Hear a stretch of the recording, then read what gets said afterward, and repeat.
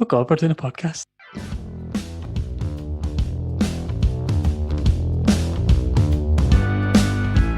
What is it now, Karen? Episode 14. Welcome back, dear Winkers, to the What Is It Now, Karen podcast. And if you're new to the podcast, we did like 10 or 11 episodes last year, and we thought we'd come back and do some more because we enjoyed it that much. So I'm Joe, and Bethany's also here. Hello. And every week or 10 days or whenever we can be Average 10 bothered, days at the moment. we get together and we see what's in the news and how the Karens of the world are reacting to it. So That's yeah, pretty much it. it's a very simple concept. Yep. How have you been, Bethany? I just made banana bread, so do I need to say any more?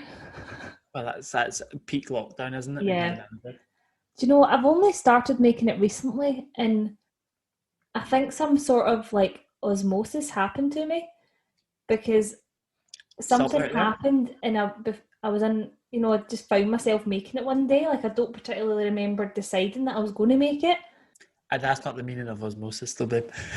Oh, what's osmosis? Osmosis is diffusion, but specifically related to water. It's a scientific term. It's like if you just absorb something, like... Yeah, so something happened to me through osmosis, through all the banana bread chat of lockdown. That's osmosis, no? Okay. I thought you'd be like, you meant like it was automatic. You just found yourself at the counter one day making banana bread, like you'd woken up from a blackout. I did. That's what happened. You're a bit behind the times though, because that was like, although it's kind of typical lockdown behaviour, it was very much the first lockdown. And that's me. I'm always kind of behind on the trends. Only a year behind. Yeah. Better late than never, as they always say.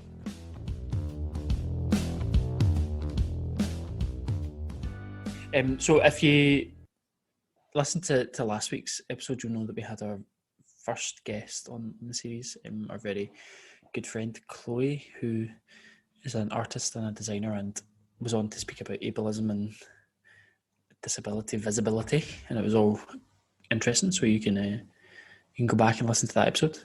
But I was going to say it feels quite quiet without Chloe here, just us two again. It does, yeah. Sorry about that, everyone. I know, getting sick of each other's company. Familiarity breeds contempt, as they say. I was just going to say you were looking very nice tonight, but I take it back now. Well, thanks, but I don't feel very nice. I've had some right issues with my wisdom tooth. I've been at the dentist today. It wasn't a great experience. Okay, can we just leave it there? Yeah, it was. Because I haven't been to the dentist. I was due my checkup just as lockdown happened, so I haven't been to the dentist in a very long time, and it makes me very nervous when I think about my teeth and the situation.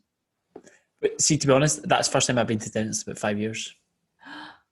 But my teeth have always been fine, apart from this wisdom tooth.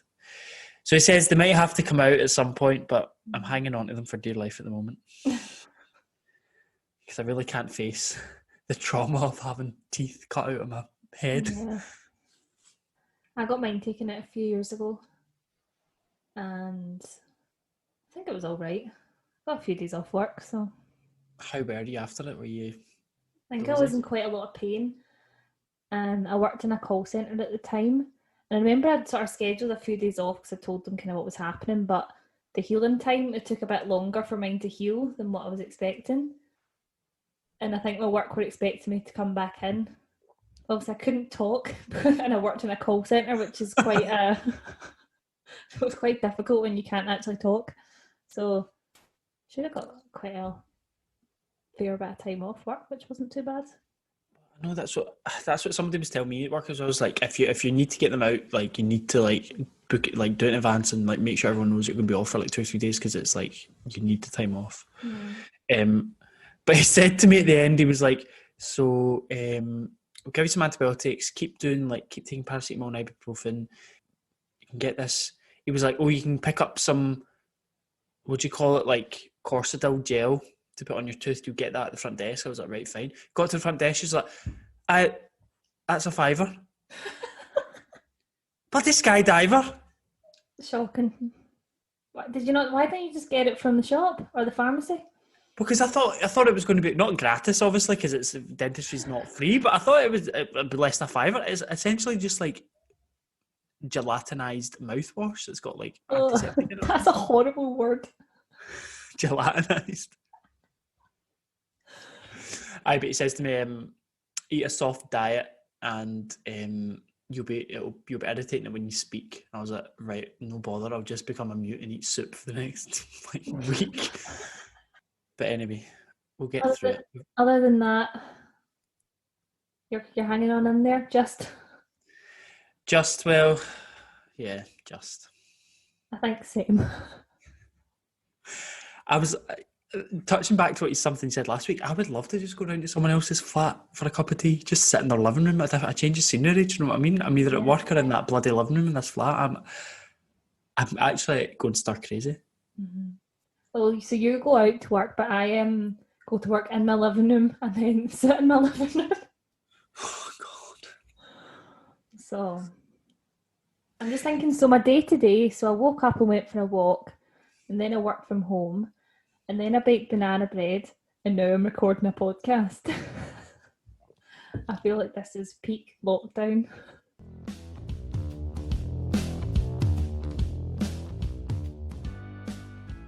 Something I'd like to touch on that we've spoken about before in previous episodes. If you're listening to this for the first time, you can go back to episode 5 or 6 or something. I think the episode's called She's Not Royal, She's a Joke.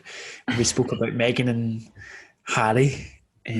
Obviously Meghan Markle's like totally vilified in the press for whatever reason. Well, I can think of a few reasons. I can think of one big reason. So I saw a wee tweet from Sky News this afternoon, and they said the High Court has ruled that the Mail on Sunday must publish a front page statement about the Duchess of Sussex's victory in her copyright claim against the newspaper over its publication of a letter to her estranged father. So she wrote a letter to her dad, I think it maybe in the lead up to her wedding. The Mail on Sunday published it. She sued them for copyright. And now the High Court said you have to make a front page statement and humiliate yourselves and say sorry, which is great. But I was really taken by this guy's comment underneath. He said, I fear for Harry. Down the line, this really will end in tears, but he can't see it. It's like, who are you to comment on this guy's marriage you know absolutely nothing about? I just thought it's like the entitlement that these people have to comment on other people's private lives is bizarre. Somebody's replied to that person in turn. I'm sure he's totally on the edge of his seat waiting for some bald geezer's opinion. See, to be fair though, that is pretty tame compared to some of the other things that I've seen about both Meghan and Harry, but a lot of it is aimed towards Meghan. Piers Morgan, I mean, we won't go into it. Piers Morgan. He is obsessed. Like, he is obsessed. I kind of don't go on Twitter that often, and every time I do, he's the first person I see, and he's always posting about Meghan Markle. Did you not see him on? He was on TV recently, getting interviewed about online trolls. That's like, he is an online troll. He is a troll. He is the troll master, troll in chief, and he's got a daytime, like a morning news show in which to be a troll. Like, what's he? He's got a cheek to go on and complain. What a snowflake. Yep. No friend of this podcast, anyway. I'll tell you that much.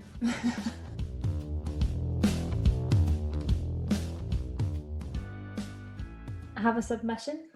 So, oh, someone got in touch to say that they really enjoyed my undercover operation of the anti-vax Facebook groups, and they requested that we do more. So I thought I would share. I haven't had the time to for any undercover stuff, but I thought I would share. I thought I would tell the story about the time I got banned from Britain First Facebook page. Okay, I'm looking forward to it. And I also got my dad and I think maybe my boyfriend's Facebook page banned as well because I logged into their account to continue. And so this was ages ago, ages ago. I don't even know if Britain First have a Facebook page because I'm blocked, so I don't actually know. I'll tell you, hang on. I don't want to search it though. That like then I start getting targeted ads. Do Yeah. they still exist? Was that Tommy Robinson or was he what was he in? I think it was Tommy. I think he was affiliated with Tommy Robinson in some way. Britain's Got Talent. Britain's First Hotel. No, it doesn't. I think they've probably been removed from Facebook. I can't see it. Probably. I single-handedly took them down in 2014. Okay, so I think it was maybe about 2014, 2015. And it wasn't as such an undercover operation, but I don't know what I was doing at that time. I must have had a lot of free time on my hands that I could. And it was just all the usual tripe. So they would comment things like, about Subway selling halal meat and how I won't be feeding my children halal. And I would just effectively or essentially troll them and say, "Oh, are your children vegan then or vegetarian?" And they'd reply, and it was just they would comment about something about Sharia law and how Sharia law in Britain, and then I would comment saying, "Oh, this is really interesting. Do you have a source and I can read more?" It'd just be like tumbleweed. And then I don't think I was always as clever in my responses. That I think sometimes the racism and just vile. Some of it was awful. I don't think I was as subtle as that. But then eventually, obviously, they caught on and I was blocked. So then I logged into my dad's Facebook account under his name and continued commenting. And then I logged into my boyfriend's Facebook and then I got blocked again. Sometimes all it took was one comment before you were blocked. That's so funny though, asking them for that. So worse. So you've got investigative journalism in the blood. I look forward to your next sting. Stay tuned.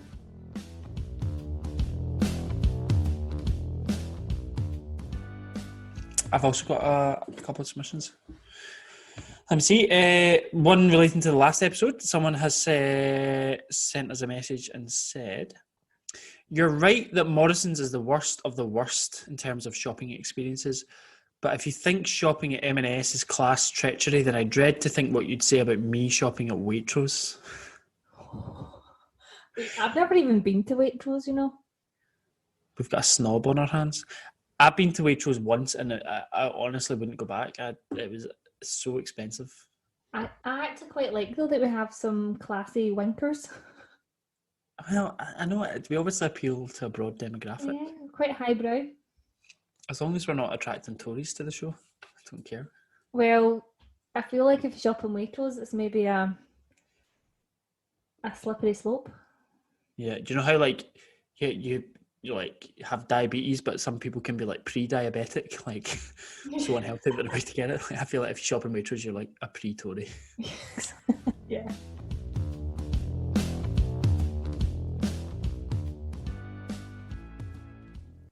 Okay, so I also kind of asked around various other people as well that I know, rather than just waiting on submissions to come in. Mentioned that we were going to the topic we're going to be speaking about this week, which is just Potato Head. And somebody got back to me and said, I think they said, well, I'm indifferent about them changing it, but I'm raging that they are keeping Mrs. Potato Head. She should be Ms. As if you're a Mister, you don't know if a man is married yet. If you're a Mrs., you are declaring your marital status. I was actually going to contact Patel. I don't know who the hell Patel is. I think this person thinks there's a toy company called Patel. I was going to. It's Mattel. Hasbro make Potato Head, but I think they're thinking of Mattel. Mattel. I was going to contact Patel about this. So much it made me think I too am going to remove Mrs. from my title. So that's got the ball rolling, I suppose. And kind of leads us into our Karen this week. Yeah, so as we kind of touched on there, Mr. Potato Head has rebranded to Potato Head. There really isn't much in this story. To me, it's very much a publicity stunt, because there still is going to be a Mr. Potato Head and a Mrs. Potato Head. It's just that the overall kind of brand name is changing to Potato Head. So it's a non-story really, because there still is, like our listeners astutely noticed, that there's still Mrs. Potato Head and Mr. But obviously people have got very, very upset. Obviously. There is I think gender neutral has been bandied about, and yeah, let's look at the Karen of the week. Okay, so under an article from The Sun, other newspapers are available. And we would encourage you. Yeah.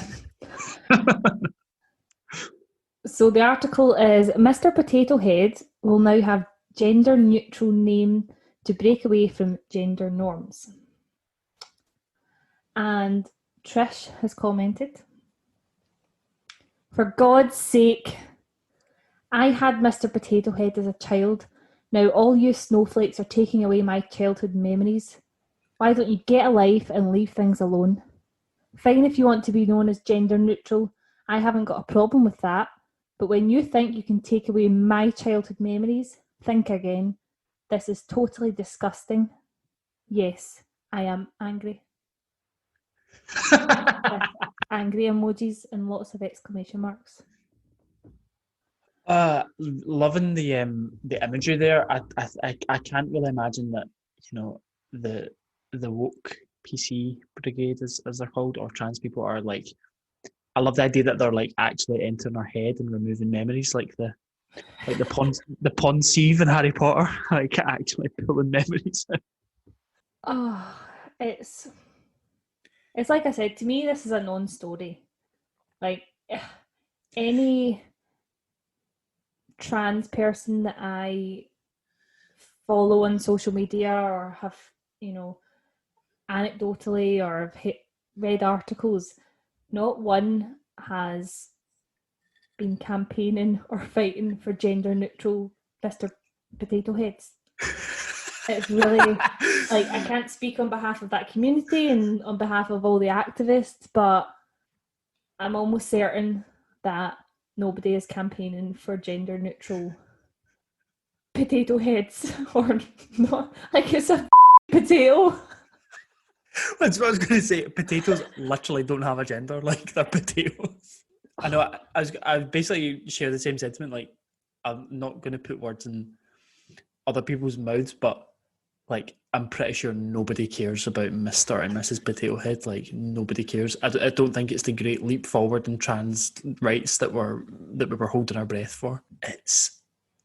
And at the end of the day, it's actually literally just the branding. Like, the box will just says, instead of saying Mr. Potato Head, the box says Potato Head at the top.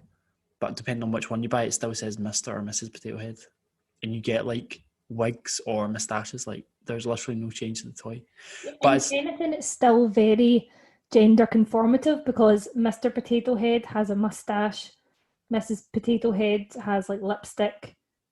There's nothing very progressive about that to me. Unless they're like starting to mix like the accessories in the same box, I don't know. But I was reading about it, and like this actually, like Potato Head started as literally just like you just got the plastic accessories and you were meant to just put them onto a potato, like a literal potato, which again, to emphasize, does not have a gender. It's a spud. Like, can we stop assigning male and female, like? Because, and also there's kids there as well, like what the kids called, like yam and I don't know. So we're now like attaching like secondary sexual characteristics to these potatoes. Like they're having kids somehow. Can we just drop that? Like, Mr. Potato Head's got a brick.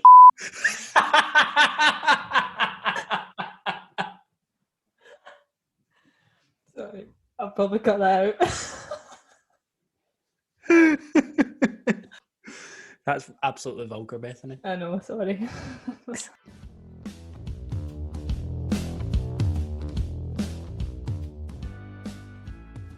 I thought it was just so ridiculous. But then I was looking closer at the boxes, and it actually made me laugh out loud, because obviously I didn't appreciate that name would be translated into other languages where they sell them. So if you look at the box, it's got like Mademoiselle Patate. Or like Monsieur. Or like Señor Patata. And all this kind of stuff. I just thought that was so funny. So imagine being a wee French kid and asking for a Mademoiselle Patate for your Christmas. Oh, Mademoiselle Patate, s'il vous plaît.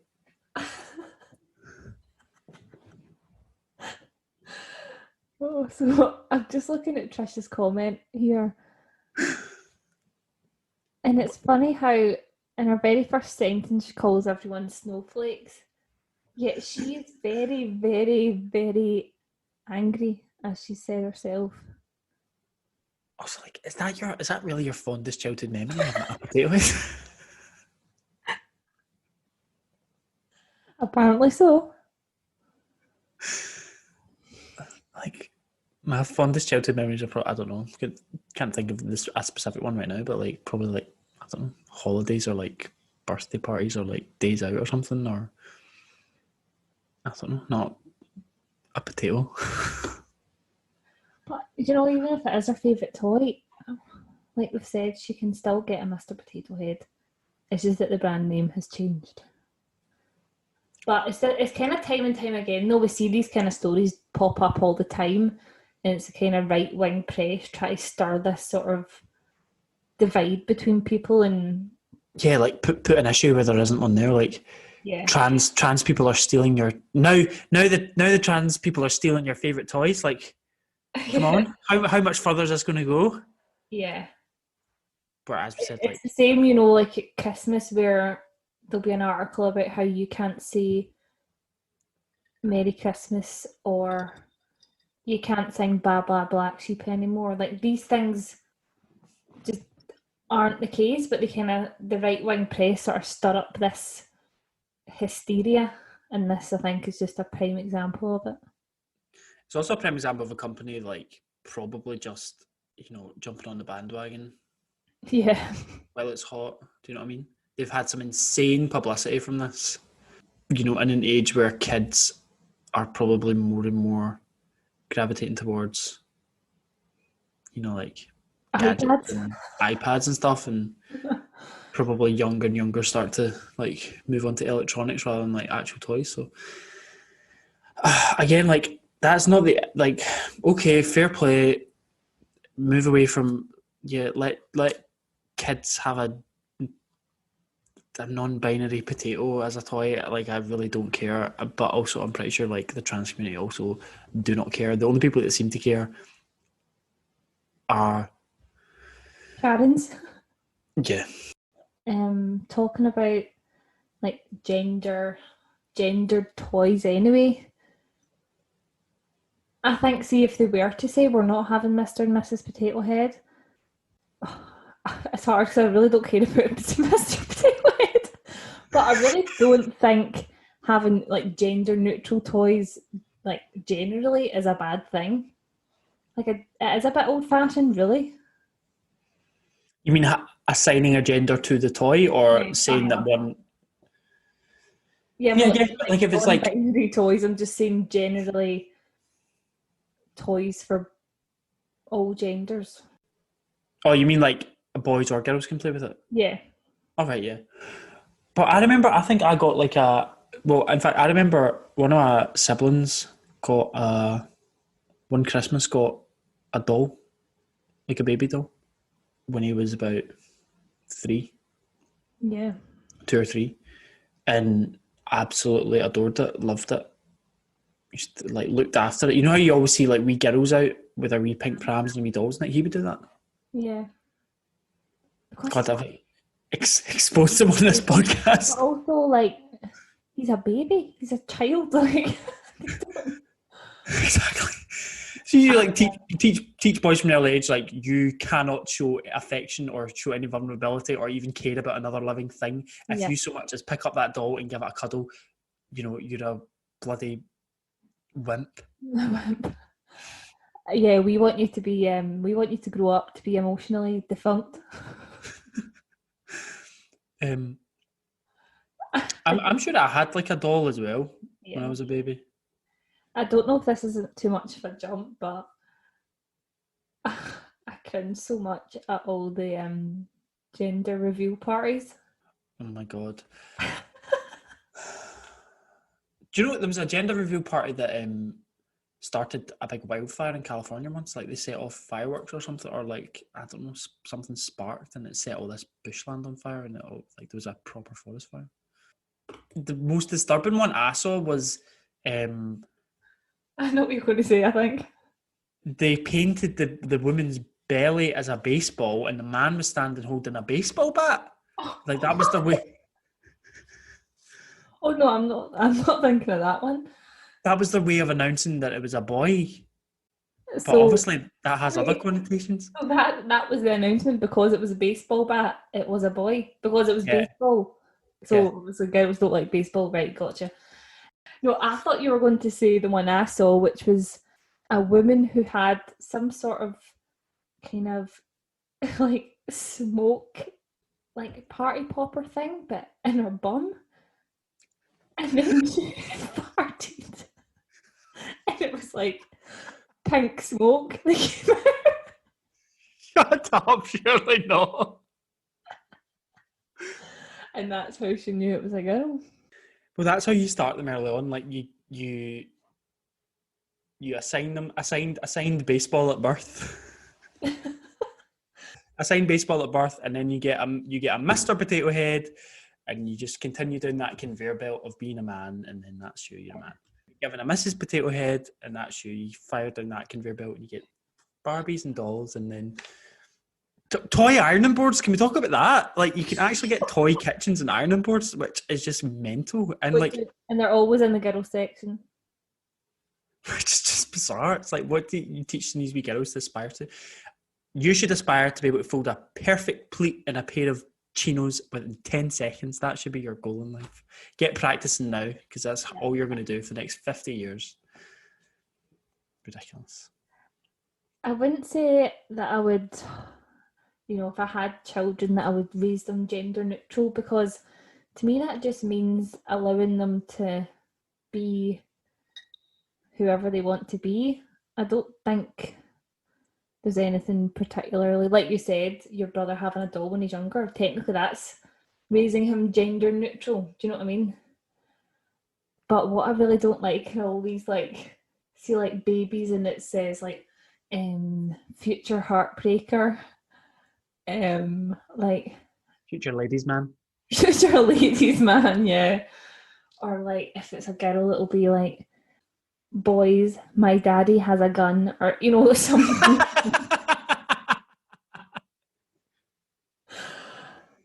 Oh. And it's my just daddy has a bazooka. Really? That is hysterical.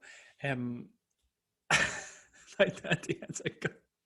Yeah, I know what you mean. Like, just like raise your kid and let them do what they want. Like, within reason. To me, that isn't like a sort of like new age kind of hippie thing to do.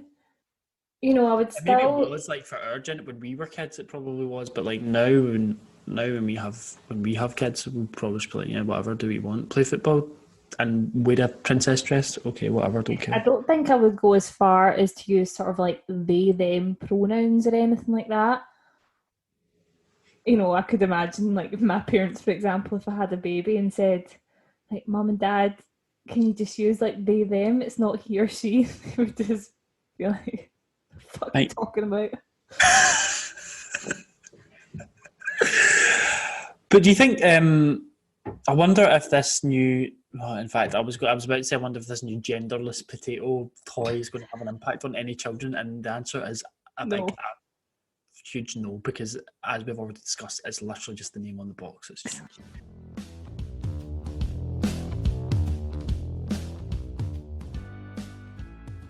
Did you have a favourite toy growing up? Not one that sticks out. I liked board games. I still really quite like board games. You were a bloody boring wee child, I can tell right now. I loved see all of the stuff that was like make your own slush puppy, make your own candy floss, make your own pop. Like it would never work, but I just loved. What else did I have? Make your own like soap. I'm pretty sure I had make your own soap. That's potentially quite dangerous because like soap, like you make soap from quite harsh chemicals. Do you know? We like at least one of us in the family would get like that kind of present from an extended relative at Christmas. It'd be like make your own, I don't know, bloody jelly babies or something like that, and it would just be a complete disaster. Or like somebody, or like it would be like make your own candy bracelet, but like a younger sibling would come along and like eat all the sweets before you did as young. I hated toys like that. I really didn't like them. I wanted like board games and toys like that. I really disliked.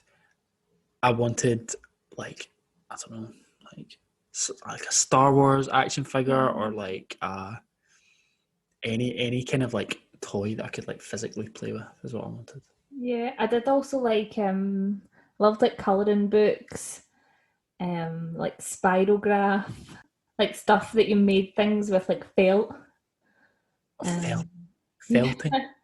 And Scoobies. I love Scoobies. Oh my God, remember Scoobies? Mm-hmm.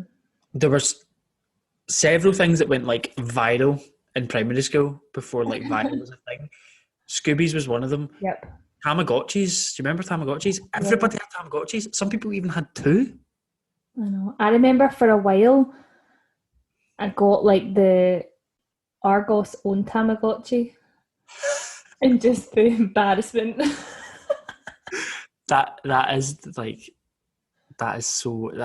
the height of embarrassment at that age, isn't it? Yeah, I think I then eventually got like the real Tamagotchi. They weren't that expensive though. I don't want to judge your family situation for that, but I don't know if you can afford it. But Well, also, do you remember Heelys? They got banned in my primary school because somebody cracked their skull. Yeah, well, I had Heelys, but they're from Duns. Is Duns a Scottish thing? I don't know. I don't know, but it's rubbish. Yeah, I don't think it's around anymore.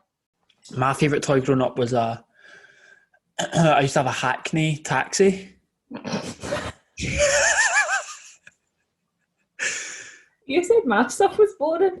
Like a wee toy Hackney. It was probably about, I don't know, it was quite big. It was like maybe it was only big because I was wee. It was maybe like 4 or 5 inches long and 3 or 4 inches high, like, and all its doors opened, its boot opened, and I had like suspension.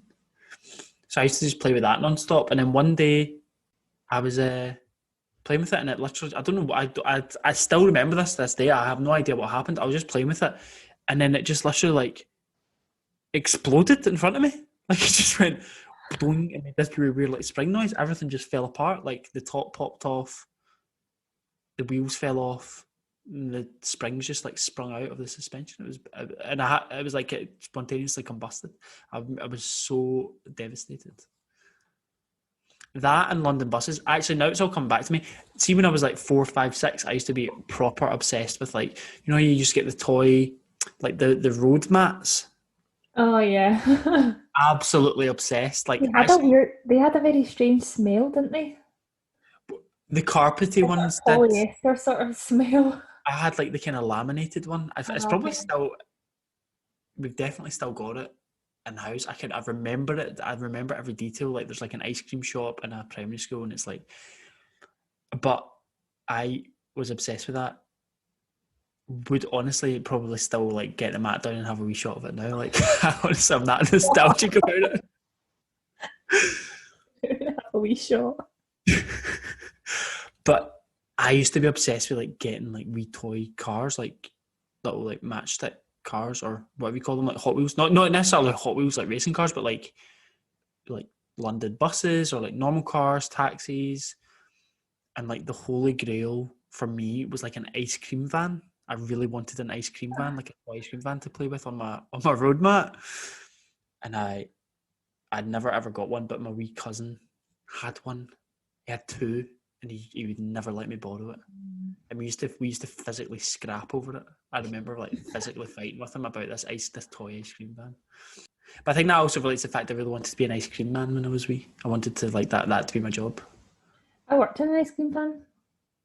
Were you the one that used to lean out the window and blow the whistle at night time? I did do that, yeah. How was that thought to be less intrusive than just driving up the road with your song on quietly? Do you know what I mean? I think it was more for kids, so that if kids were in bed, I think that's what it was anyway. So they didn't hear it and think ice cream. Yep. But that's like another defining memory of my childhood is like, especially reminds me of like being like summer holiday nighttime. So I'm up late, it's dark outside, it's kind of warm, and then like you just hear this whistle like, and then like the sound of an engine going up the street, and then it parks, and you know that's the van out there. It's got ice cream in it, but it's also selling like fags and milk and bread. The ice cream van I worked in sold Armani jeans. Shut up. It would have been like, is it Joy? Is that a brand? How old were you when you worked in this van? G-Star. 15. Did anybody buy jeans from this van? Seriously? Yeah. I mean, with the risk of getting done for slander or libel, I don't think the jeans were legit. Top quality? Yeah, I can't imagine. I think they're falling off the back of a lorry or where... they've fallen off the back of an ice cream van, haven't they? It would have been like Armanios. Armanios. There used to be a shop called Pre-Marnie in the town centre. My God, how did we get onto this from bloody Mr. Potato Head? No. Señor Patata.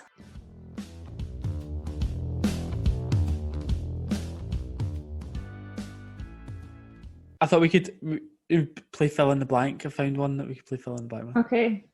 So somebody replied to the story being, how will we know blank in relation to the creation of gender neutral potatoes?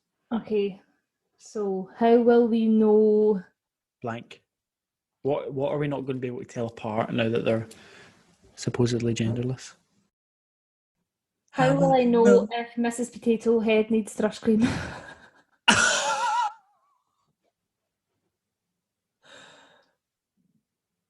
Bethany, please. Tell me. But how will we know which one is getting paid less? I like that. I thought that was funny. Neither of them are being paid at slave labour. Get woke, go broke. That was another one of my favourite comments under it. As in, if you do this, I'm not going to buy a potato head. Well, you're a grown man, so I would be worried if you were. Get woke, go broke. It's Mr. Potato Head, period. Okay. Thanks for your input.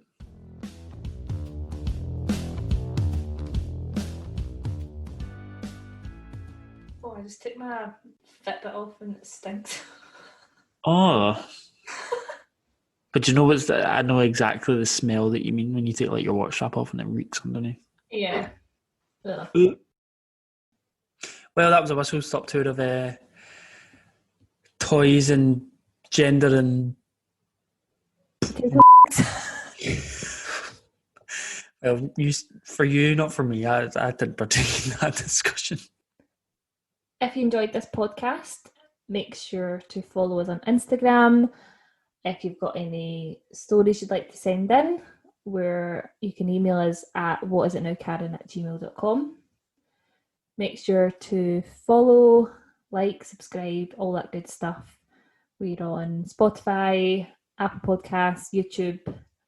Everywhere. So, no excuse. And we love your submissions, so please keep them coming. We really like them. Yeah, you can do that on the email or on Instagram. But yeah, pleasure as always, Bethany. We'll see you next week. Yeah, see you next week. Bye. Bye. Oh God, we're doing a podcast.